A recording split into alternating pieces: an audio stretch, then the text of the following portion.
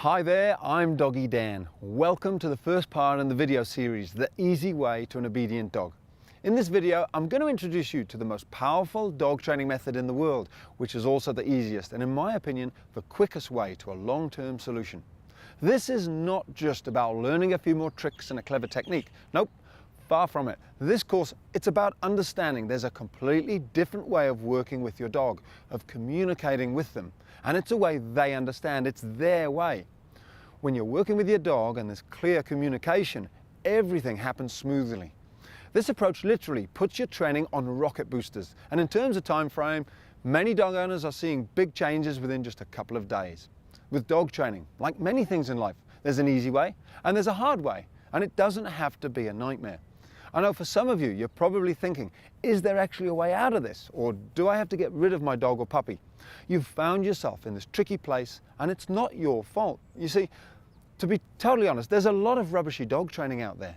Methods and myths that have made dog training appear so hard and complicated and even sent you in completely the wrong direction. How do I know this? Well, because I go to work with people every day who've tried to train their dog with clickers, food bribes, shaking rocks in a jar, growling, squirting water in the dog's face, spray collars, pinch collars, and even, heaven forbid, using horrific electric shock collars. If you've tried this stuff and discovered it doesn't work, don't worry, you're not alone. Many people have been there, absolutely stuck, unable to see a way out. So my promise to you is this: by the end of this series, by the end of today even, you'll see that there is a way out. Now, of course, some of you may have a new puppy and you just want to get it right first time to avoid all the pain and stress, and that's great too. But first I want to explain a little bit more about why some of the most commonly used methods of training fail. And I know they fail because for a long time as a dog trainer, these methods were all that I had to use. The first approach is chicken and cheese training or treat training, and I include clicker training in this.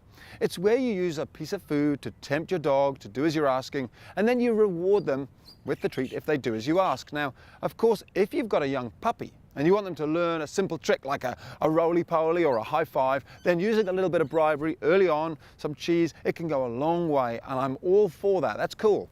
But hold on a second. Have you ever heard of a dog being put down because they couldn't complete a high five or a roly-poly? Of course not. This is what I'm talking about.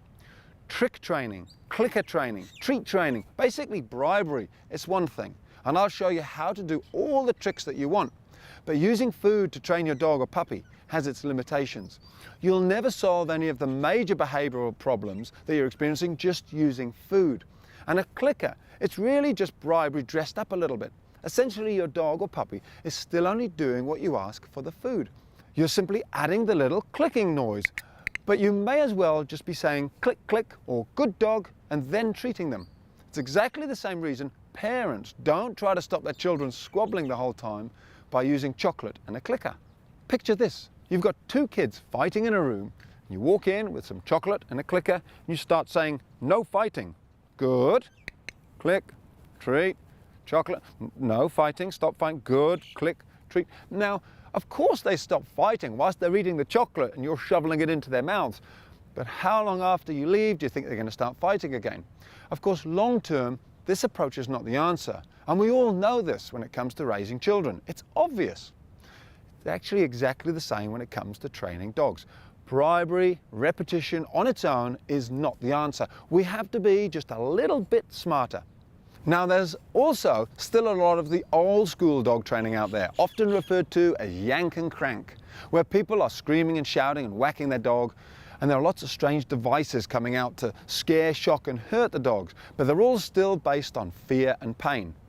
Nowadays, this sort of approach tends to be done behind closed doors where nobody's looking, and to be honest, most of it I think is done out of sheer frustration because we don't know what else to do. The other issue though with this approach is that it doesn't really work. I mean, you can't just stop aggression by being aggressive. It's not the way to have a calm, obedient dog. So all of this stuff, you can just throw it away. Water bottles, shaking rocks in a jar or a tin, broomsticks, shock collars, the rolled up newspaper, throw it away. Gone, you don't need it.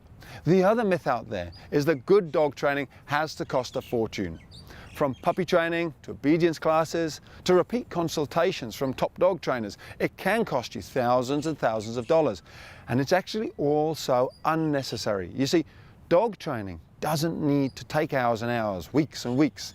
If you're spending heaps of time and money and seeing little or no progress, then you're probably not using the easy way to an obedient dog.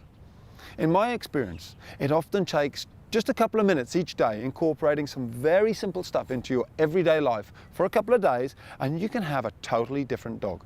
The changes, they should come easily. Also, what I've discovered is that around about a year old, your dog is the equivalent to a young teenager and they behave accordingly. Let's face it, we all know how difficult they can be to control. So if your sweet little puppy or your young dog starting to push the boundaries, then this really is just a sign of things to come. Like with children, as they grow up, your puppy or dog will start to test who's in charge. It can be a really tough period if your dog isn't choosing to listen to you. So in the next video, in an amazing live consultation, I'll show you just how fast dogs respond when you communicate with them in a way they understand. Because one of the most beautiful things about this method is that it totally aligns with your dog. Like I said at the beginning, they understand it because it comes naturally to them. It works with their nature, not against it. It's really their method. So your dog will totally get it. You're not going to have to explain this method to them. They'll be thinking, now you're talking sense to me. Now you're saying that you're in charge and I should be listening to you, following you, obeying you. Gotcha. It's going to be that simple. So whether you're dealing with an aggressive dog or a dog who pulls you down the street or is constantly barking or can't be left at home, or you've just got a young puppy and you want to make sure you get it right first time, then take comfort, knowing that there is an easy way out. It's an easy path that's tried, tested and works. So if you're wondering, can I actually get out of the situation I'm in? Can I actually save my dog? Then the great news is yes, there is a way. It's the easy way to an obedient dog. And I am so passionate to be able to share it with you. You can watch video number 2 now if you like by clicking the button below. I'll also email you the link in the next email. Thank you for watching and have a great day.